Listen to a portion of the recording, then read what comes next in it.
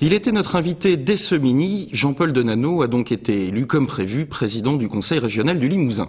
Le successeur de Robert Savy a fait le plein des voix de son camp ce matin. Jean-Jacques Théodore et Pascal Tinon étaient présents lors du vote. L'hôtel de région s'est donné aujourd'hui des petits airs de Matignon.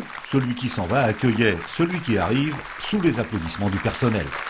Et la dernière de mes satisfactions, c'est de vous remettre l'institution. Merci. C'est un peu plus tôt dans la matinée que Jean-Paul Denanot avait été élu à la tête du Conseil régional. Un vote sans surprise, 31 voix pour le candidat socialiste, 12 pour Raymond Archer, le candidat de l'UMP.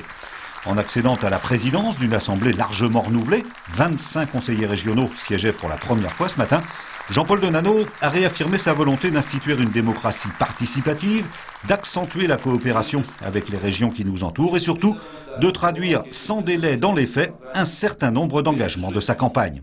Que nous mettrons en place dès le mois de juin 2004, au cours d'une séance plénière, 3 mesures que nous avions annoncées, promises et qui touchent à l'égalité des chances et à la cohésion sociale, la gratuité des livres scolaires, les emplois associatifs, le Conseil régional des jeunes.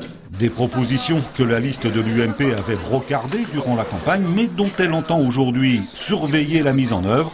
À droite, on appelle ça de l'opposition constructive et participative.